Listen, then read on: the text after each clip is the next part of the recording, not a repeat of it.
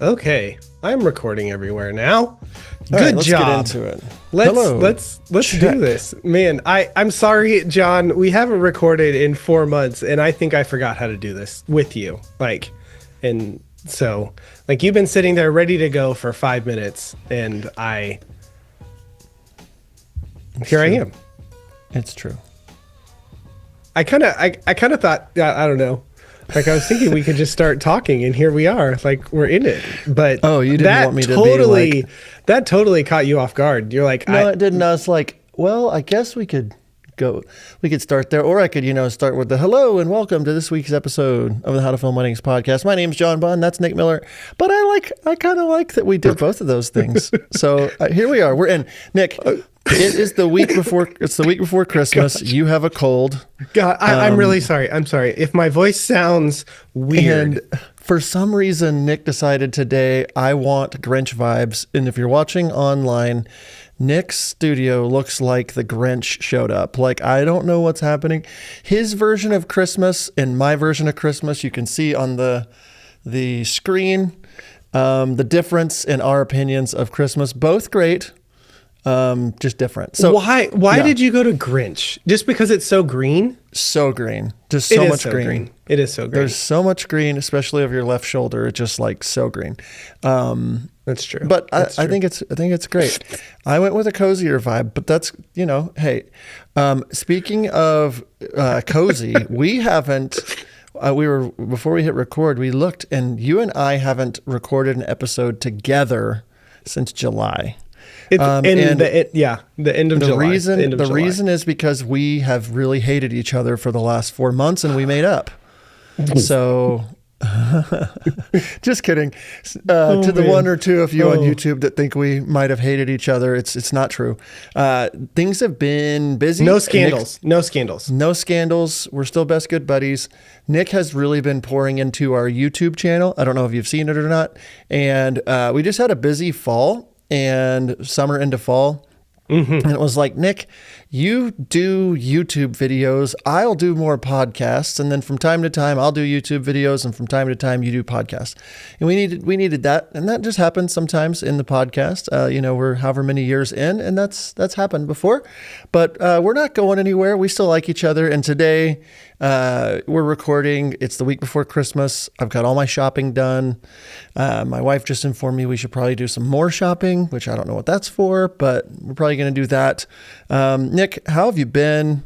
What's new? You just got back from Hawaii. I there's a lot going on for you. Yeah. So things are going well. I recently had my 43rd birthday, which was on Thanksgiving Day. So I am every few years Thanksgiving birthday because it changes every year. But the fun thing was my birthday was on Thursday. That Monday I woke up sick. So I spent the entire week of my birthday on Thanksgiving. We were having a full house of family and friends, and we decided to celebrate my birthday 2 days early. So it would be just me and the family. And I was sick. And then I was sick on Thanksgiving. I got better. Then my wife got sick. We went to Hawaii for my daughter's 13th birthday, which we've been promising her forever, which was a great time. I was feeling better. Jen was getting better. And then while we were gone, Maddox got sick.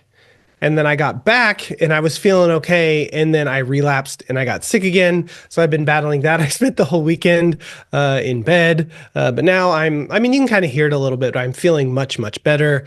All of our Christmas shopping is done. There is something, I will say this. Amazon is incredible. I love it that I can literally get all of my Christmas shopping. Well, let's be real, that Jen can get all of our Christmas shopping done in one fell swoop. It's great. But we had to go buy our kids a couple of things. We had to return some stuff, and there was something at Barnes & Noble, which they just opened a Barnes & Noble across the street, which is incredible. I love it. We went over there to buy some stuff. There is something to going in and buying the gift physically rather than just doing it online that I love. It was an enjoyable experience.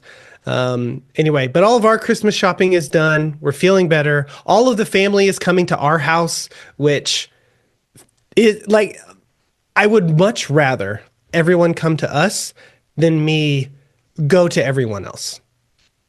Okay. So anyway, we're feeling good. We're excited. You got your stuff done. what else do we Yeah. need to catch up with you? Well, let's see here. I mean, outside of some business stuff that I want to obviously talk about, in the What you last few do? months. You want to Yeah. talk Oh, about yeah. business stuff? I know. I That know. seems out of character, I think. I know. Going into the 7th year, I think, of podcasting, talking about that, right? Is it 7 or 8? 7. Uh, First one was in 18. First one was in Yeah. 18. So, So whatever that yeah. means. Yeah. But so many things have been going on. For I'm out of words. I think I ran out. We're You done. ran out. You ran See out. you guys. Podcast over. See ya. We're No, done. I have been on a mission over the last 6 months to completely revitalize John Bunn Films, the brand of it. And if you've paid any attention over on Instagram, I've just really leaned in. I've been averaging anywhere from 1 to 1.5 million views on my channel the last 3, 4, 5 months. And I've gone, as of this morning, up to 11.5 thousand followers. And that doesn't matter unless I have gotten bookings. And I have been getting lots of bookings. And I want to talk about that in a bit. So I've just been kind of on this mission. But at the same time, I've been on a mission to be much more present with my family. And so that's been part of the reason, too, that we've just been, dividing, conquering a little bit with how to film wedding stuff. And but I it's the end of the year, and I'm looking back at 2024. And ever since the pandemic, things have been kind of crazy in the wedding world. We did a lot of stuff to kind of get data from you, the listener, if you're doing well this year. We had nearly, I think, 800 wedding filmmakers fill out our survey. And we kind of saw that people were hurting in 2024. We had lots of conversations. We had people comment about how negative we were, which is fine. It doesn't chap my butt at all. It's great. But we kind of realized that 2024 was kind of this peak of the low side of the wedding The peak of the market. valley. The peak of the valley. What's that called? The peak of the valley, the depth of the valley, the deepest depth of the darkness. I don't know. Valley. You said peak, but you were talking negative, and so just trying to. I'm a glass half full guy, no matter what. Even when it's the lowest, I'm telling you, it's the peak. So anyway, after realizing this year that, like, I'm not the one that sucks, this industry sucks, and after talking to a lot of close friends and educators, just saying, "Ooh, the industry is rough this year." We just started, like, really digging into what was going on, gathering data, and realizing, hey, things are looking up in 2025. And today, Nick and I just wanted to have an open and honest conversation about where 2024 took us and where we're looking in 2025. So Nick, why don't you kind of give us a little bit of the landscape of, and I want to talk about Wild Oak Films, and I want to talk about John Bunn Films, because I feel like over the last 2 years, you and I have really had really pulled back on our brands, which in hindsight wasn't the best idea for making sure we had fresh content for wedding filmmakers. But we had toyed with the idea of both shutting down our wedding video businesses and have really realized that that's not something that we want to do because we enjoy weddings so much. And I want to talk just about where you were the beginning of, like, this time last year, kind of what this year looked like for you, and maybe just a little bit of context. Yeah. So I've kind of chatted a little bit over the last, few solo episodes that I've done, and kind of where my headspace has been. And so if you want some more info, you can go look back on some of those ones that I had put together. But as I've been sitting, this last year has been rough for me. Like, when I sit down and I look at it, I would say that I have been I don't know what I want to do, and I don't know the direction that I am going. I am kind of just the type of person that like for instance, with how to film weddings, John and I were talking, we're kind of brainstorming or whatever, and he kind of is, putting out all these ideas and doing all these things and getting all this stuff going together. And he kind of looks at me like, Nick, where are your ideas? Like where is your stuff? Like, what do you want to do with this? And it's almost like he's getting frustrated with me that I'm not creating these big ideas that he is creating. And, I will go through spurts where I have really great ideas. And I think that some of the ideas that we've had have been some of the best ones because they've come from me. But I would say overall, the driving force of these ideas has been John. And I think he gets frustrated with that.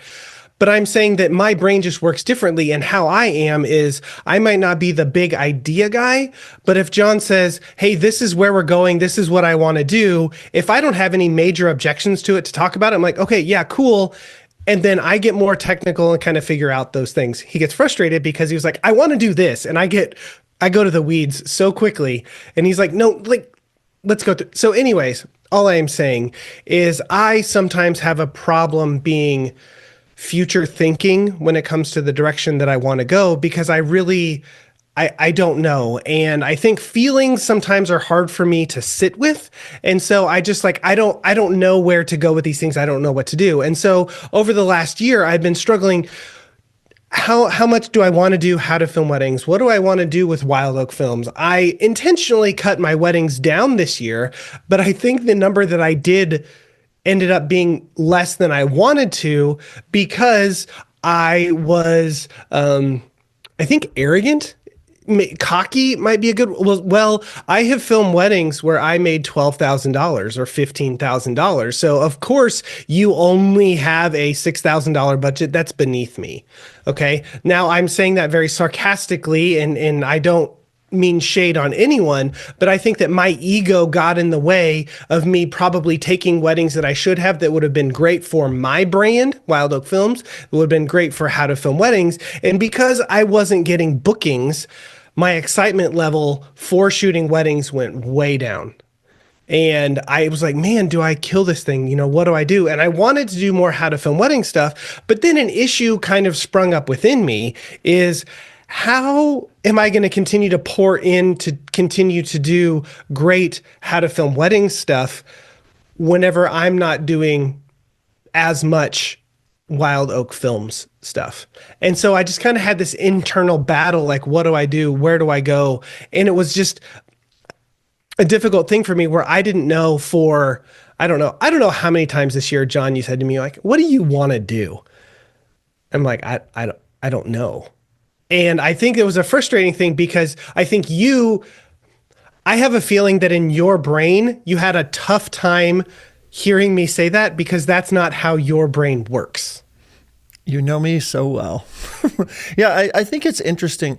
And I want to dissect a little bit of what you're saying because like you need to sit with something for a while. And I think you and I internally have to like, we started How to Film Weddings because it was like, oh, I'm good at business and stuff. You're good at shooting and stuff. And let's talk about it. And then it grew and we've never claimed to be the experts. We just share our experience on what we're doing, and we've learned as we've gone, and we've gotten, I personally, after our mastermind group the other day, just got a lot of people saying, wow, like just thanks for being so vulnerable. And it's like, I don't know how else to be except for this. This is basically our video diary of, what we've been thinking and going through and how we're dealing with the market as wedding filmmakers. But yeah, like what we realized, and there's nothing wrong with it, is like, it took a while, but like I'm more of a big picture idea guy and Nick is more of an execution guy. And I don't want to finalize you or me, but sure. Yeah. Co-managers, micro co-managing each other. So the idea that it's like neither, like with just ideas, nothing gets done. And with just execution, there's no ideas. And that's why it's a great like fit that both of us are working in this company. And once we started leaning into our strengths of like, hey, John, you lean into big picture ideas, throw them my way. I'm going to get I'm going to shoot as many holes through these things as possible. I used to get so offended, like, dude, at least let me finish my idea before you shoot it all the way down. Like you can't, like I would be talking to Nick and like I'd say some kind of random aside and he couldn't move forward in the conversation until he let me know why that wouldn't work. And I'd be like, yeah, but it's kind of like a marriage, it's like you complete me, I complete you. And so like this year, several times, because the way that we have a very unique perspective on the wedding film market, just having such a large network of wedding filmmakers we're talking to. And we also can see that based off of what people are buying from us or the downloads or the, new people joining our Facebook group. We have all these data points to say, man, there's not as many new people joining, or man, everybody's saying they're down on bookings. And we don't hide how to film weddings as a business. We profit from it. We have courses, we have products, we have mastermind groups, we have sponsors. And, it's become our main livelihood and we spend, full time doing it. So nobody's complaining about that. But what we saw was numbers begin to change on just what people were wanting or willing to spend on things. And when we would dig and ask, they're like, we want to join that thing. We just don't have any money because we don't have any bookings and so it forced me and Nick to kind of look and say, where's the market? Where is it heading? Do we have relevance in it? Should we quit what we're doing? Should we that kind of thing, where we've had very great business this year. We're not going anywhere or anywhere near needing to shut down or anything like that, but it was one of the first technically down years when it comes to our numbers, and not downloads or anything like that, but just revenue and what people are doing. And there's a lot of factors, and I'm not going to bore you guys to death with that. But the idea was, okay, this is a really good year for us to really look at how we want to do everything. And to start with, I needed to figure out what I wanted to do with John Bunn Films. And I was poking Nick saying, what do you want to do with Wild Oak Films? Like, what do you want to dig into Wild Oak Films? Because if you don't, that's fine. We can, you can focus more on how to film weddings, but I'm realizing 5 to 8 weddings for John Bunn Films and just video is not fulfilling to me. I want 8 to 15 of them. And as we'll talk about maybe in a little bit, I really wanted to do photo too. And so we got to a spot several times this year where I'd just be frustrated, like you said, Nick, where I'm like, Nick, what do you want to do? And you're like, I don't know. Like, I'm not an idea guy. You tell me what to do. And like, I can't tell you what to do. And I don't want to say that I'm not an idea guy, but I'm not. You are an idea guy and you have great ideas. I'm in a different, I don't know. If ideas are a spectrum, John is, has a lot of them and I have some of them, like there's. So the spectrum is I have a lot of them to I have some of them and I'm on the I have a lot of them. Yes, okay, cool. Yes, that was so clear. Yeah, that makes a lot of sense. I know it's clear. No, I think really as I'm sitting back and I didn't go to a doctor. I was not clinically anything, and this is total self-diagnosis and whatever. But I really think I spent a lot of this year in some form of, I don't know if I want to say depression. Like, I don't know if I think that word is too strong. I think I spent a lot of this year in some kind of funk where I would just focus on myself and woe is me. And I just kind of was going through the motions and doing the things that I was doing because those kind of gave me comfort, because I know that this was something that I could do right now. And I think I spent a lot of my year, specifically whenever I was thinking about Wild Oak Films and financial stuff and just how business was going and those, like, I'm sure a lot of you have done in this year. We're like, I normally shoot 25 weddings and this year I have 6. Like we're all in this boat together. And so I think I spent a lot of time with that. And whenever things are not going well, it's really hard to do things that you mentally know that you should do, right? Like if I'm like, yes, sir. I raised my hand because I'm the exact opposite of that. Okay. But so I don't want you to finalize people. When things get hard, that's when I'm like, oh, let's freaking go. So go ahead. and I think that like I think that the John questions it. I kind of question it myself. My wife kind of question, whenever we've talked about Enneagram kind of stuff. Okay. And I've said, I'm a three, I'm a three. And when I spend time with other people that I see as very three type Enneagram, if you know anything about that, then it makes me look lesser than that. John would be one of those. But I think the telling thing for me is whenever I, as a three, go into a bad place, the negative side of the three, you shift to it. You shift to an Enneagram 9, which the downfall of the Enneagram 9 is sloth. Like you just don't want to do anything. And I know that a lot of people, oh, I'm sad or things are going, I just like, things are tough. I just don't want to do anything. But I really see that in myself. And so as I had this conversation with John and Blake whenever we were in Guatemala a few weeks ago. And as I was talking to Jen, my wife, about how you're doing photography now and you're this, and she's just like, we can't comprehend because we're not wired this way, where you're just like, yeah, I'll do it. I'll figure it out. I'm going to put it out there and you just go do it.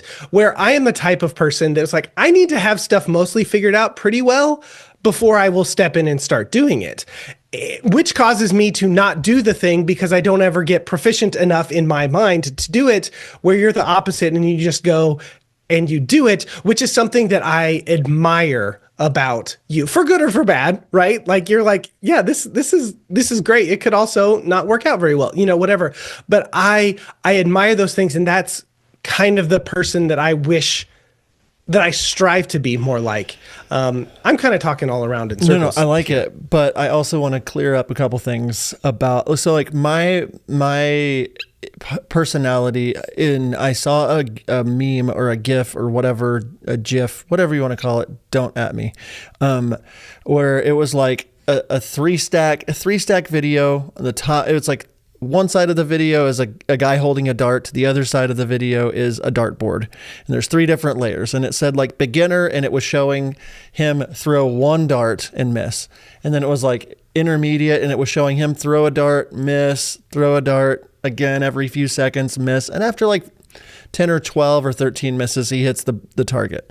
And then the bottom, it says advanced, and it's like, it shows them throwing the dart, like 10 times faster than the beginner or the intermediate, missing, finally hitting the bullseye, missing again, hitting the bullseye, and he's 100 darts in, and he's got, 70% accuracy onto the bullseye. To me, once I decide to do something, I chew on something for a while. Once I decide I'm all in on it, I'm doing it like I'm doing it full time.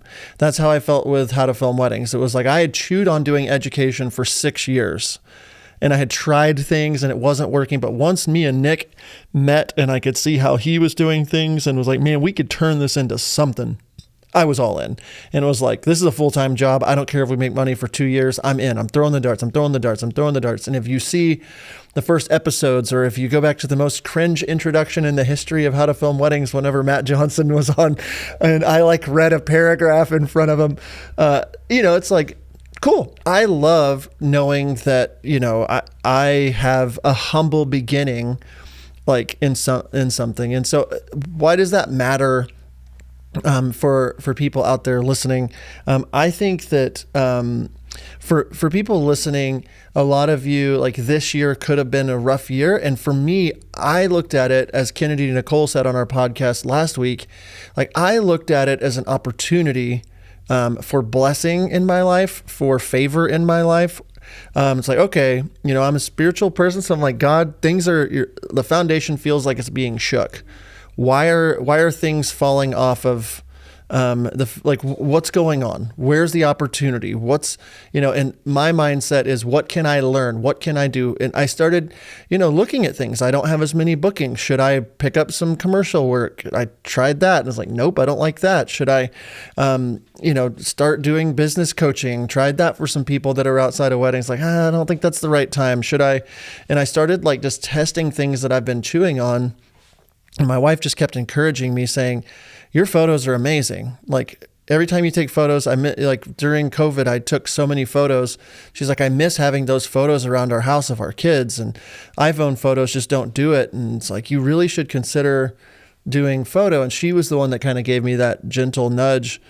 And I was like, okay, let me try this. Let me put out some feelers. Let me put out some, and I have a couple that lives like 2 miles from my house that I did their wedding a couple of years ago. And I sent them a message and said, hey, do you want to go to that park that's right over there with the pond and do like a photo shoot? I'll do it for free or pay me whatever. And I got in and I did the photos, and I forgot that the shutter speed was at 1/50 the whole time, which made all the photos blurry. I messed up everything, you know, but I was like, oh, there's like 20 usable images. They're happy with those. Great. I think I like this. Let me just get a little bit more of a feeler. Let me put a little bit more. And as of today, I looked in my photos folder on Finder, and I've done 17 photo sessions, since September 27th. So in the last 2.5 months, I've put out, let's do a free thing. Let's do, like, who wants to do photos? And I've gotten those darts thrown to where when we went to Guatemala, I was feeling like comfortable taking photos, but that was another rep, and I did that. And then somebody just inquired last week for me to photograph their proposal. So I went and did that, and I got paid $1,000 to go do that. And I've booked 3 weddings now, and like, I didn't just wake up and say, I'm a photographer, let's figure this out. And I don't think you were saying that. No, but no, like, no. That wasn't what I was out there. That was kind of what I was looking at this year as, like, what do I want to do? This is a shakeup. What can I do? And how can I move forward? And how does this work? And I didn't have it figured out. And I hate that. And I had to ask God every day, like, where do you want me to go? How do you want me to do that? So I think the thing that you seem to have in you that is a struggle for me, and I'm not saying that I can't do that, is you have the idea and then you actually put yourself out there to say, hey, I'm going to go take these photos of these friends down the street. I think that where I am sitting is I have a trouble taking that first step like you did. Mm-hmm. And I think that is probably most of the people listening here. Like, I think that is really the differentiator between someone that is okay and someone that is thriving, right? The person that is okay lets fear dictate so much of what they do. That's good. Where the person that is thriving says, okay, fear, I see you. I'm going to throw this dart at this dartboard and it might hit the wall behind me, like whatever, okay? But I am still going to take that step forward. And as I've been like kind of thinking and processing and working through my own fog and stuff, it's like, I need to just get out there, okay? This cough break brought to you by our friends at Music Bed. Do you have music for your wedding, folks? Oh, from now on, whenever they have their watermark, it's just going to be me coughing. Like that's what that's going to be. That's funny. Okay. Anyway,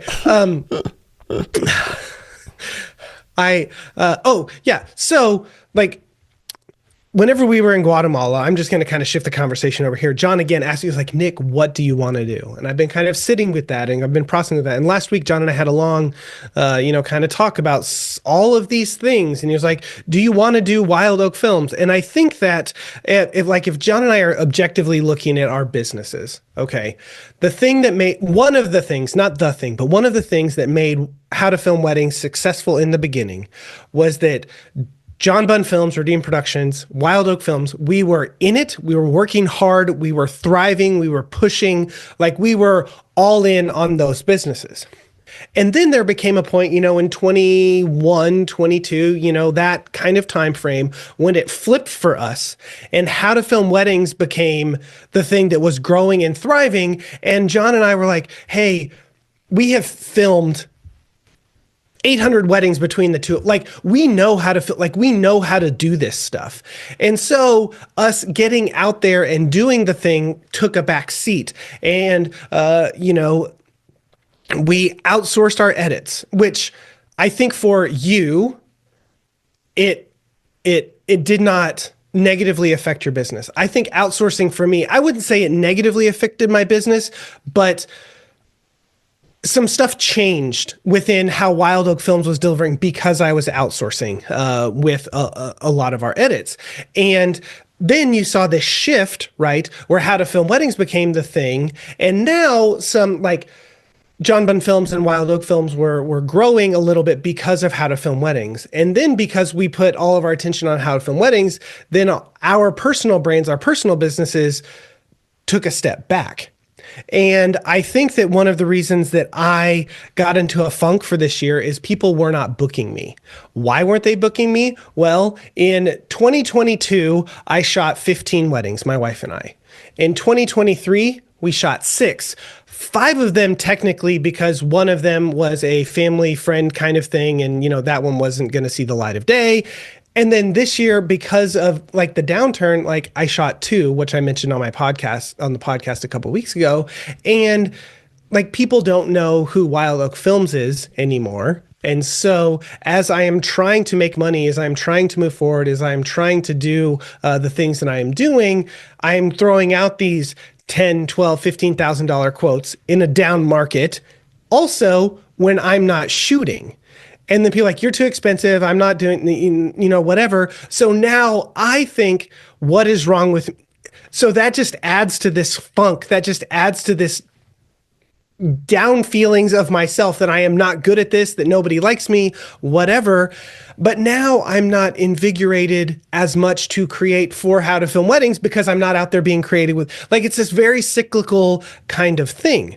And so as John and I were talking in Guatemala and we were talking last week, he was like, what do you want to do? And I was like, if I'm giving an honest answer, I could see Wild Oak Films. I think I would be okay killing it, or I think I would be okay going all in with it.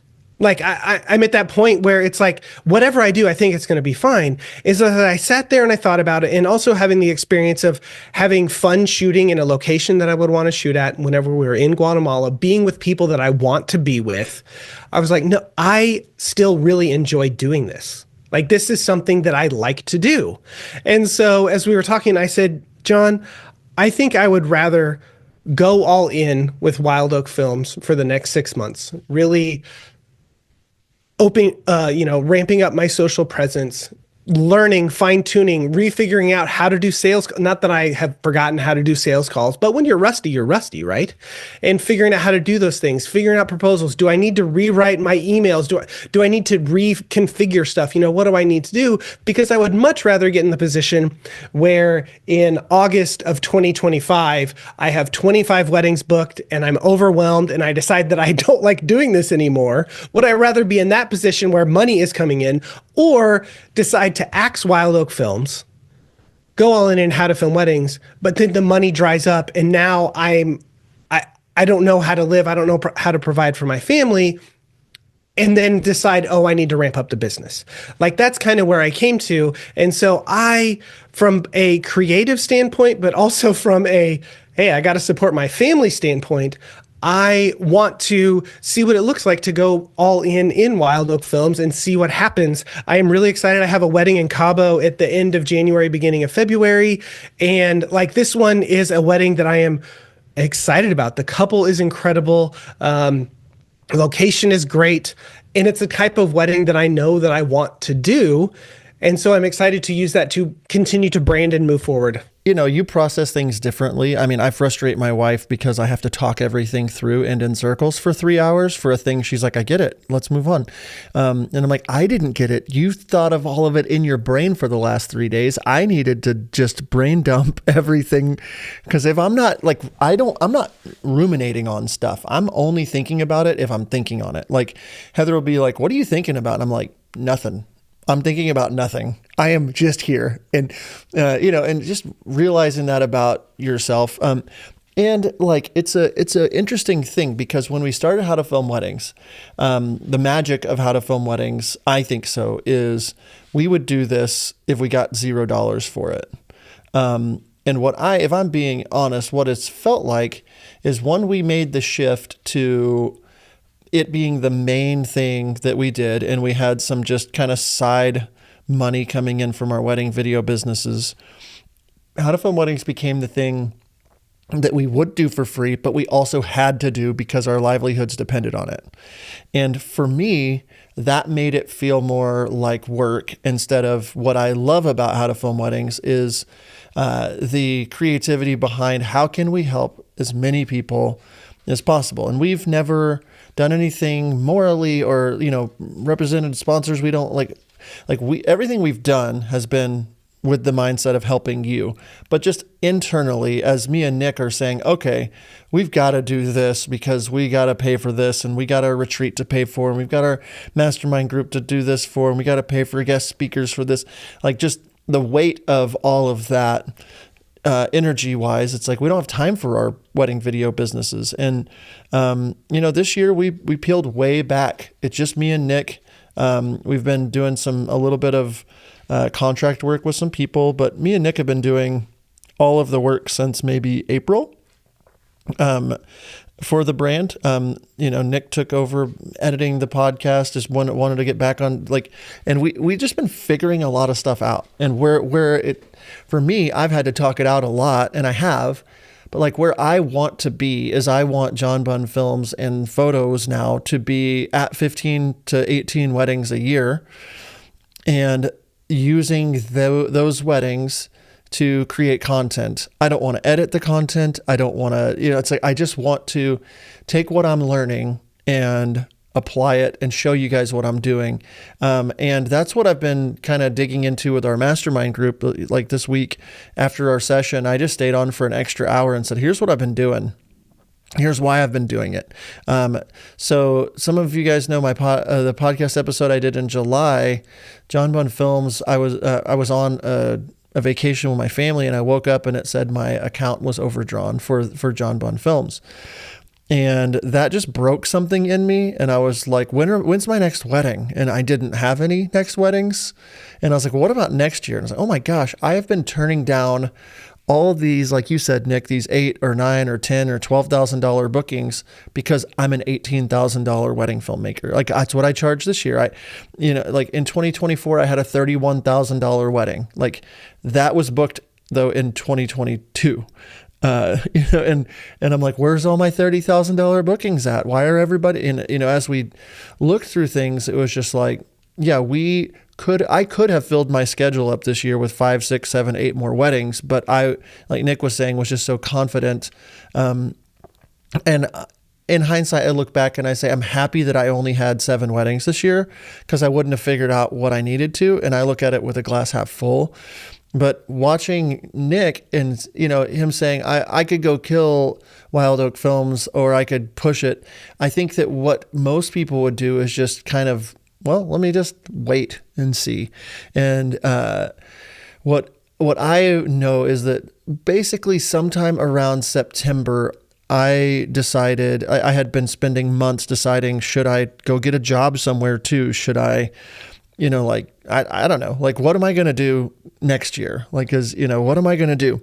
And I just decided with Heather and with Nick and Blake, hey, I'm going all in for John Bunn Films and How to Film Weddings. And my mindset is I'm going to go shoot those 15 to 20 weddings. And then I'm going to report back to the How to Film Weddings audience more and more of what I'm doing. And what has happened is I did that first photo shoot for free.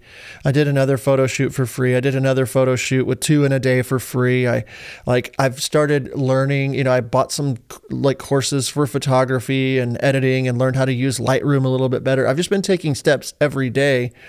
And after 3 months of doing this, I am so fired up and so motivated. I'm so motivated for How to Film Weddings. I'm so motivated for next year's mastermind group. I'm so motivated for Nick to get in. And Nick will know if he books 8 or 10 new events for next year, he'll know I enjoy this. I'm here for this. Or maybe he'll be like, no, I don't. And if you're out there listening and you've had a hard year, and it's like, look at it as an opportunity to really check where you're headed. And I've been quoting Stanton a lot on this, about following the breadcrumbs that life leads you.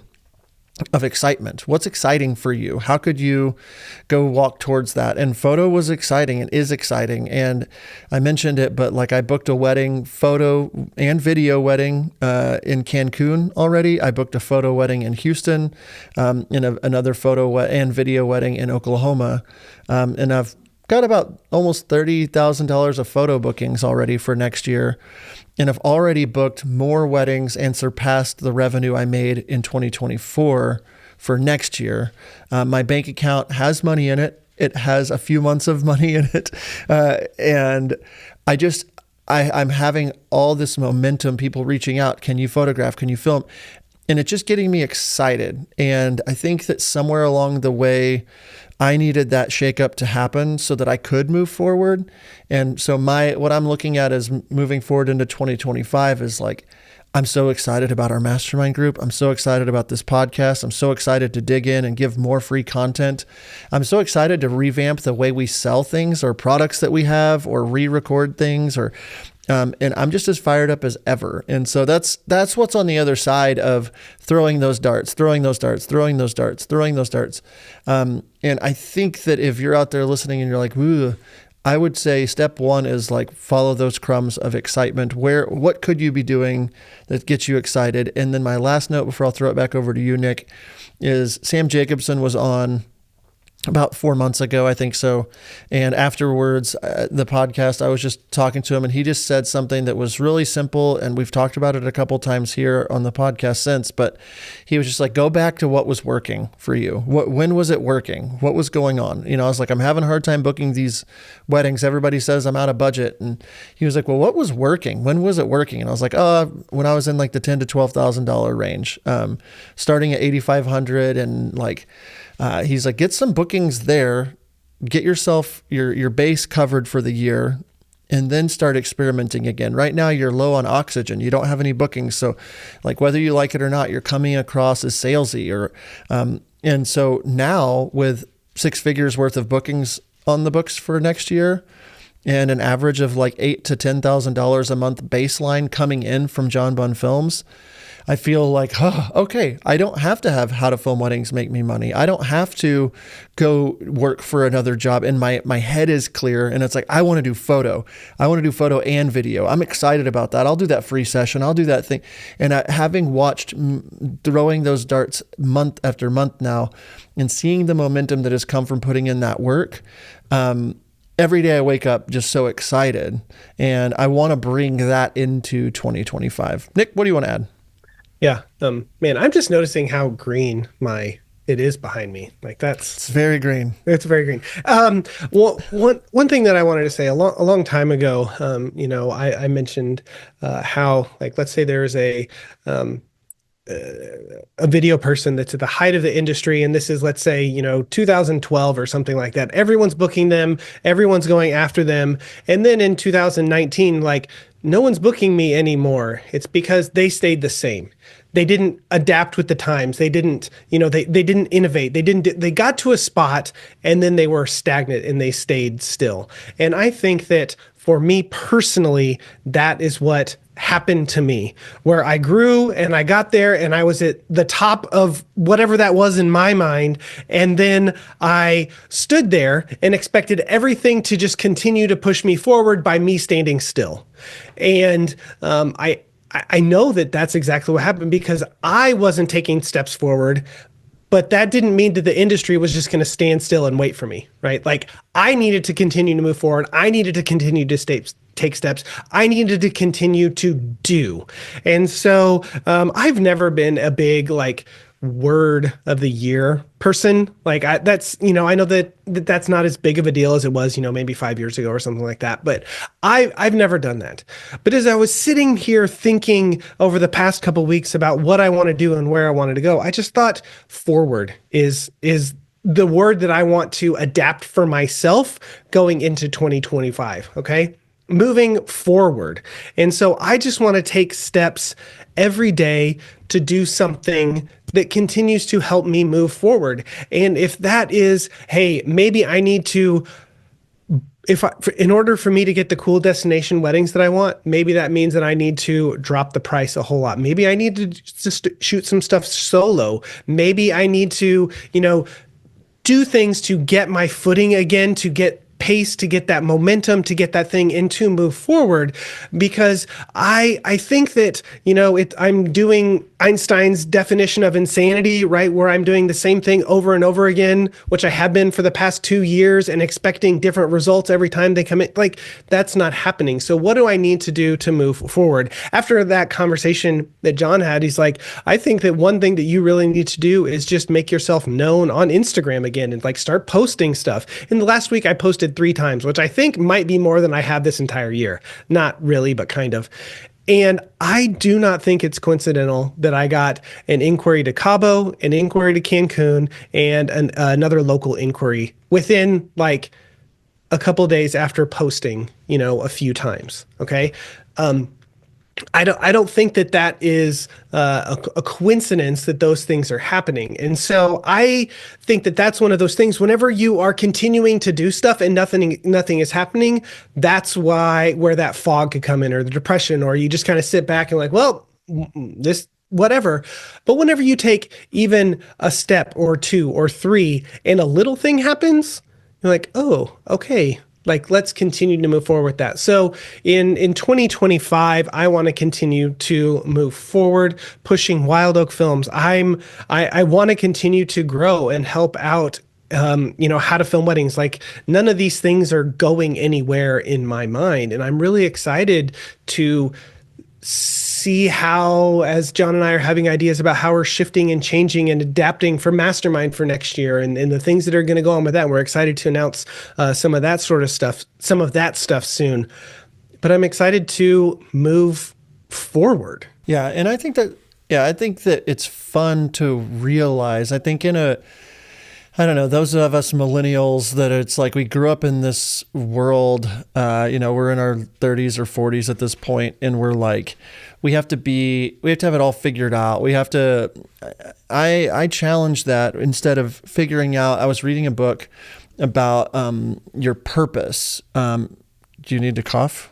No. I was just saying that I had a thought whenever I want you to continue your thought, but I have a thought that I want to share. I was reading this book called Fighting Shadows. It's a book for men. It's a Christian book, but the author was talking about your calling versus your purpose. And I think it relates. Is a lot of us look at our purpose or our calling or whatever as like a dot instead of a circle.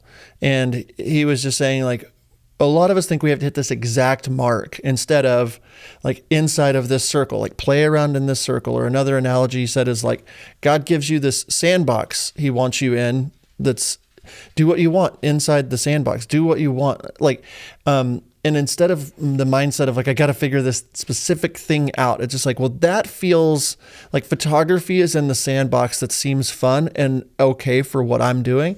And I want to try that for a while. I want to see how that goes. I want to, like, with how to film weddings. So I'm thinking through, like, what's the, like, how can I make this not the exact dot that I have to figure out? And that's given me the freedom to say, oh, this feels good. This feels like it's within the circle. This feels like it's within the sandbox. And moving forward, like you're saying, Nick, for me, I know there are a lot of people that listen to this podcast, and maybe you're saying, like, I don't know what my next steps are.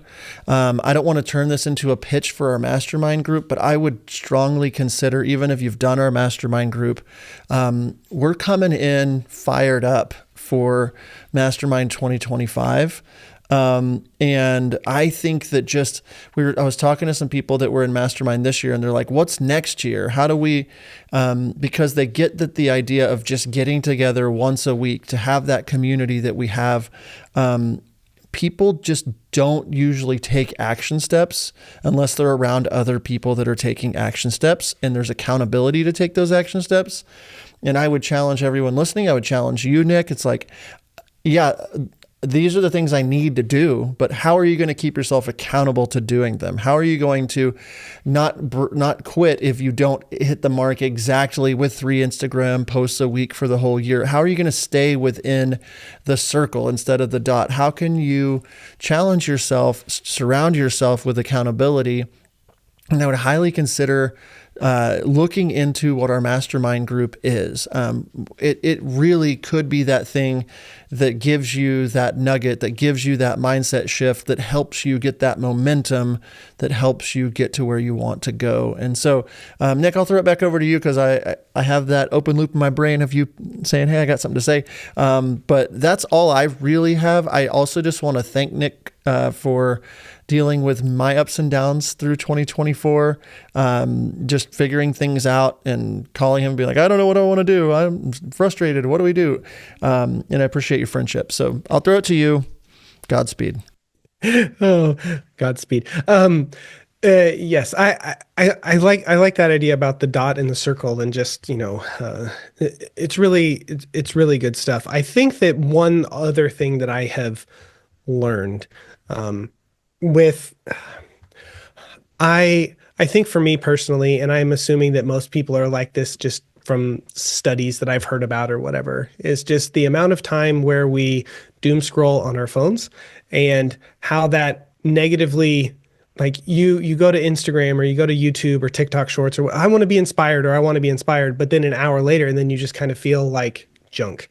I think that sometimes when my brain starts doing the most creative things is whenever I give it space, and I have found that just reading a book does that. A physical, actual, old school book, not a Kindle or anything like that, but having a physical medium or even listening to an audiobook or something like that, because the nice thing about reading a book is that and I saw Elaine from KEJ post something along these lines, but she was like, she had heard, and it is very true, that I cannot look at Instagram and read a book at the same time.